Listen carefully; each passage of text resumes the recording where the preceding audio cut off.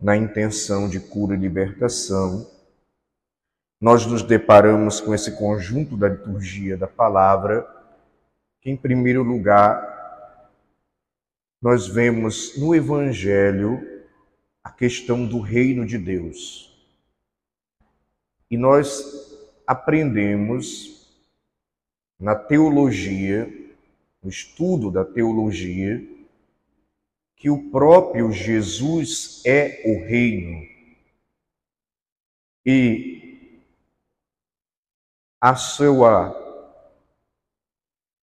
encarnação no ventre da Virgem Maria, o seu nascimento, a sua infância oculta, a vida pública, a paixão, a morte, a ressurreição de Cristo é implantação da igreja. Tu és Pedro, sobre esta pedra eu edificarei a minha igreja, e é a implantação do seu reino no nosso meio.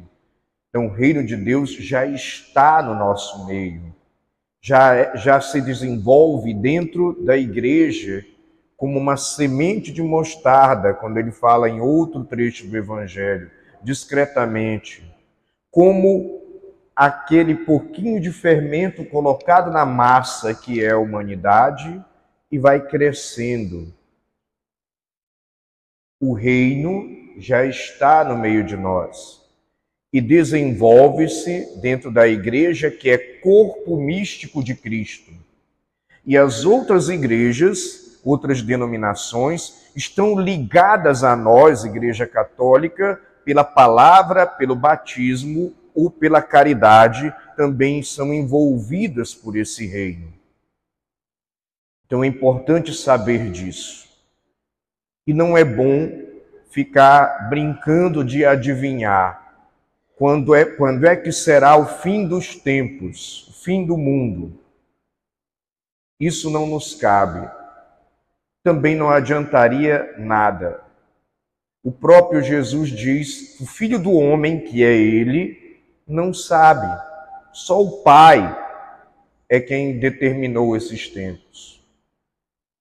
E, de qualquer forma, o fim do mundo será para nós quando nós morrermos. Ou Cristo vem, ou nós vamos ao encontro dele. Então, não nos interessa saber quando será o fim dos tempos e nem ficar correndo apavorado de um lado para o outro. Um monte de história aí que vai ter escuridão, que tem que acender vela, que não sei quanto tempo de trevas. Gente, isso é só conversa fiada, só superstição. Cuidado com as redes sociais, com a internet, que está cheio dessa pataquada. É só conversa para boi dormir, de gente que não tem o que fazer, ou de um bando de mentiroso. Se não é mentiroso, é doido ou esquizofrênico. Com todo respeito aos esquizofrênicos, que precisam de tratamento. Então isso não existe. Não fique de um lado para o outro atrás de Cristo. O Evangelho mesmo diz isso. O que é importante? Viver a nossa fé. O que é importante? Corresponder ao amor de Deus. O que é importante? Ser um bom católico. Preparar-se para o reino e deixar esse reino desenvolver-se em nós e na igreja, é um já, ainda não. É um reino que já está presente, mas ainda não está em plenitude. Ele se desenvolve para a eternidade. Está em pleno desenvolvimento. Já, ainda não. É presente, mas se desenvolve. E é a partir também da nossa vivência da fé. Amar, perdoar, fazer o bem, praticar a justiça, confessar, comungar, rezar como comunhão com Deus, ter misericórdia, acolher, servir, enfim, viver a nossa fé nos garante participar deste reino. viver um constante processo de conversão, deixar o amor de Deus renovar a nossa vida, nossa mentalidade, nos faz ter esse encontro com Cristo e nos faz ter a vida renovada e vai nos convertendo, nos santificando e nos engajando cada vez mais nesse reino. Então não adianta ficar procurando de um lado para o outro e nem querer fórmula mágica para participar do reino. Viva bem a sua fé, principalmente no amor. Mas essa não é a principal reflexão que eu quero trazer hoje para vocês. Nós vimos lá na primeira leitura São Paulo escrevendo uma carta, ele está preso, está escrevendo uma carta para um colaborador dele, e ele tem consigo um irmão que esse colaborador mandou para ajudá-lo. E ele faz uma recomendação. E lá no meio dessa carta, ele diz que, por esse motivo, se bem que eu tenha plena autoridade em Cristo, que ele é um apóstolo, para prescrever a tua obrigação, prefiro fazer apenas um apelo à tua caridade. Ele faz um apelo, ele não dá uma ordem. Aí mais lá embaixo, pedindo por esse irmão, ele diz de novo: eu não quis fazer de nada sem teu parecer. Está escrevendo para essa pessoa lá, intercedendo pelo irmão. Então eu não quis fazer nada sem teu parecer, para que a tua bondade não seja forçada, mas espontânea. Então, ele não prescreve uma obrigação, porque ele sabe que não adianta prescrever obrigação, e ele também não quer fazer nada sem o parecer da outra pessoa, porque a pessoa precisa fazer isso livremente. E onde é que eu quero chegar com isso? Num problema que a gente vive atualmente. Nós temos aquelas pessoas que nos desagradam, nós temos aquelas pessoas que nos preocupam, nós temos aquelas pessoas que nos dão dor de cabeça, que nos fazem sofrer. Às vezes é um esposo, às vezes é uma esposa, às vezes é um filho, às vezes é um primo, é um parente, é um avô, uma avó, até tem também. Às vezes aquela pessoa de cabeça dura, aquela pessoa que vira e mexe, está metida em problema, em confusão, em situações difíceis.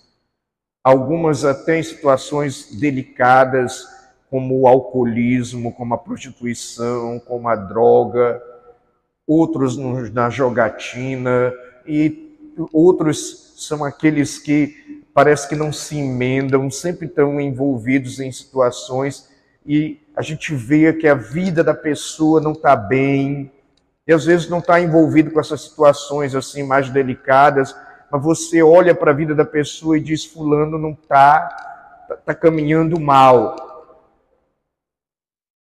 E aí, quantas pessoas nós encontramos que está tentando salvar a outra pessoa?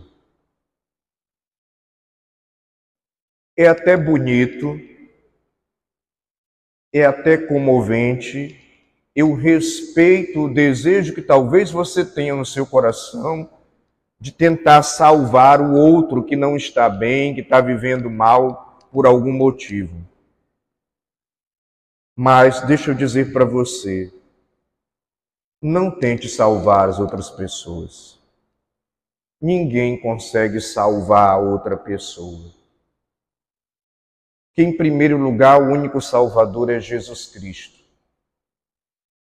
Não tente mudar a outra pessoa, porque ninguém consegue mudar ninguém. Nós temos dificuldade de mudarmos a nós mesmos.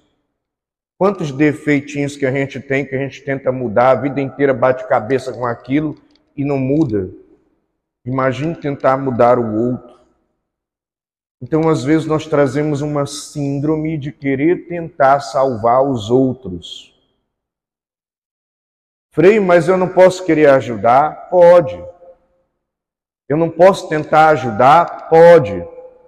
Mas não queira salvar o outro ou mudar a cabeça do outro, porque muitas vezes, e você já deve ter feito essa experiência, você não vai conseguir, você vai se frustrar. Porque não dá para salvar a pessoa dela própria. Não dá para salvar a pessoa da própria teimosia que ela tem dentro da sua cabeça.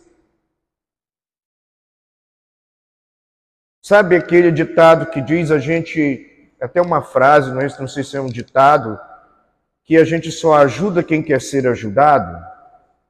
Mas isso é verdade mesmo. Até, inclusive, nas clínicas de tratamento de quem está sendo desintoxicado pela dependência química, pelas drogas. Só dá para ajudar quem quer ser ajudado. O cara só vai largar a droga se ele se convencer que ele precisa largar. Senão você vai virar, mexer, sofrer, se angustiar e o cara vai continuar na mesma. Então a gente também tem que aprender a lidar com isso. Eu não estou falando para você deixar outra pessoa na rua da amargura. Se você pode ajudar, no teu limite, naquilo que você pode, naquilo que é possível fazer, faça. Mas saiba, você não tem a capacidade de mudar a outra pessoa. Você não tem o poder de salvar o outro. O mínimo que você pode fazer é dar uma ajuda. Porque, repito, ninguém consegue salvar ninguém de si próprio. É por isso que São Paulo, lá na carta, está falando isso. Ele está escrevendo para uma outra pessoa, mas ele está pedindo o assentimento, a concordância da outra pessoa. Porque se a outra pessoa não quiser, não adianta nada ele escrever, ou ele dar uma ordem. Ou se você pegar um outro trecho do Evangelho, que parece ser uma coisa impressionante. Jesus, quando encontra-se com o cego, com aquele deficiente visual. Todo mundo está vendo que o homem é cego. Todo mundo sabe que o homem é cego, inclusive o cego sabe que é cego. E Jesus pergunta, o que queres que eu te faça? Ora, é óbvio. Por que Jesus pergunta para o cego, o que você quer que eu te faça? Porque Jesus precisa também do querer do outro. O que é que você quer? Ele não chegou logo dizendo, é cego, deixa eu dar a visão para ele aí. Não. O que é que você quer? Você quer mesmo para eu te curar? Senhor, que eu veja. Agora ele, sim, deu o assentimento dele. Demonstrou que ele queria de fato. E foi curado. Passou a enxergar, passou a ver. Então, tem muita gente sofrendo, especialmente você que é mãe, você que é esposa, você que é pai, com filhos translocados aí, que não vamos entrar aqui no mérito da questão da educação deles, porque às vezes dependendo da educação que receberam, eles são translocados por causa disso, mas não vamos entrar neste mérito. Às vezes a gente sofre com um marmanjo, com mulher já feita adulta, e quer tratar como criança, tentando salvar a outra pessoa ou mudar a outra pessoa. Ninguém muda ninguém. Não dá para salvar a pessoa dela própria, se ela, como aquele cego no encontro com Jesus, não disser, eu quero. Não dá para mudar o comportamento da outra pessoa se ela não quiser mudar. Agora, se você me perguntar, mudar de comportamento é sadio? Mudar de comportamento é sadio. Mudar de comportamento é mudar a pessoa? Não. Mudar de comportamento significa que a pessoa, de uma maneira sadia, amadureceu e percebeu que um comportamento não lhe serve, não é bom, e por isso ela muda, porque ela percebe que aquilo era prejudicial para ela. Então, se você já aconselhou a pessoa que te dá dor de cabeça, com quem você está preocupado, se você já falou, já observou, já disse, já mostrou para a pessoa, não fique se angustiando. Não fique dando murro em ponta de faca. Não fique dando cabeçada em parede. Aquilo que você podia fazer, você fez. Você deu um bom conselho. Aquilo que você pode fazer, você já faz. Você ajuda na medida do possível. Mas não cabe a você o poder, nem a autoridade, nem a capacidade de mudar ninguém. E às vezes as pessoas ficam batendo naquela mesma tecla, se desgastam e até adoecem com o problema do outro, o problema que é do outro. Você já resolveu ou tem resolvido os problemas da sua vida, mas fica sofrendo porque o outro está com problema e o outro não consegue enxergar a solução do problema, muito embora a solução do problema já esteja ali e o outro não quer enxergar. E se você já disse, já aconselhou, já acolheu, já serviu, já fez o bem, relaxe, esfria a cabeça.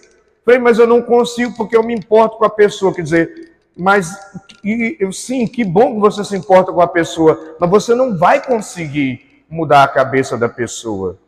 Você não pode assumir o problema da pessoa para você. É da pessoa. É ela que precisa mudar. Então, se você já faz o possível para ajudar, esfria a cabeça. Não sofra por causa do problema do outro, do desequilíbrio do outro. Não traga para você uma coisa que não é sua. Porque senão você vai adoecer. E o outro vai continuar do mesmo jeito. Porque na vida, as pessoas elas só mudam ou porque elas querem, ou elas mudam porque a própria vida com os sofrimentos e as dores vão ensinando e a pessoa vai repensando a vida por causa da dor que sofreu, por causa do incômodo que viveu. E vamos esperar também que a pessoa sofrendo a dor mude para melhor e não para pior, porque eu também posso mudar para pior, para revolta, para o pessimismo, para a lamentação, para a lamúria, para a agressividade. Eu não sei você, quantas coisas eu já mudei na minha vida pela dor. Que chegou um momento difícil e eu enxerguei, eu tenho que mudar. Mas tem gente que infelizmente nem assim. E nós não vamos conseguir fazer que o outro mude. Então eu repito, não sofra pela cabeça dura do outro. Reze por ele, por ela. Acolha, faça o bem, perdoe. Tenha paciência. Se puder, dê um bom conselho, mas não assuma para você e não fique pensando o dia inteiro e angustiado por causa do problema do outro. O problema é do outro, não é seu. E se você já aconselhou, já acolheu, já serviu, já ajudou, já fez o bem que podia fazer para aquela pessoa, esfria a cabeça. O que era possível fazer foi feito. Senão você vai adoecer. E o problema vai continuar o mesmo. Agora, também é preciso que nós saibamos a ter aquela sadia convivência e também aquela sadia vivência aonde nós aprendemos com a vida, com o tempo, com as experiências que vamos vivendo, com com a própria vida que vamos levando. É preciso ser humilde e repensar a vida. Uma pessoa que realmente amadurece, uma pessoa que realmente cresce, uma pessoa que realmente se desenvolve como pessoa, como ser humano, como irmão, como pai, como mãe, como filho, como esposo, como esposa, como cristão, é alguém que na humildade aprende com as experiências da vida, amadurece com a experiência da vida e por isso repensa as suas atitudes à medida que vai caminhando. Então, sejamos esse tipo de pessoa que aprende, que cresce, que amadurece, que de certa forma melhora, porque vai aprendendo com a vida, vai amadurecendo com a vida. Tomemos cuidado para não sermos os teimosos, que mesmo com a vida nos ensinando, vamos teimando no mesmo erro, no mesmo padrão, no mesmo pensamento, na mesma situação, na mesma teimosia, até não querendo ser ajudado e até se incomodando com a ajuda do outro. Portanto, é por isso que São Paulo escreve esta carta para esse seu amigo, intercedendo por outro, sem que ele coloque como uma obrigação. Ele apela para que o outro tenha caridade e repense como vai acolher o irmão, sem que aquilo seja um parecer imposto por ele, mas ele apela que seja uma coisa espontânea do outro irmão que recebe a carta e possa ter caridade com o próximo. Então, eu encerro aqui esta homilia, mais uma vez afirmando: ninguém muda ninguém. E se você tentar fazer isso, você vai, infelizmente, se desgastar, sofrer e adoecer. Não tente salvar as outras pessoas. Não dá para salvar a pessoa dela própria. Ela precisa aprender ou com a vida ou com a experiência da vida que ela precisa repensar e mudar. E da nossa parte, qual é o nosso dever? Servir, acolher, dar um bom conselho, perdoar, rezar pela pessoa, ajudar se ela precisar, mas de resto eu não posso assumir o problema do outro para mim. Mesmo que você seja pai, mesmo que você seja mãe, mesmo que você seja filho, filha, mesmo que você seja um parente próximo ou um amigo, eu faço aquilo que eu posso fazer até um limite que eu posso fazer. Senão, do contrário, eu vou adoecer e o teimoso vai continuar teimoso. Então, é preciso saber ter equilíbrio com isso. Assim como São Paulo, ao escrever a carta para o seu amigo, intercedendo por uma outra pessoa. Louvado seja nosso Senhor Jesus Cristo.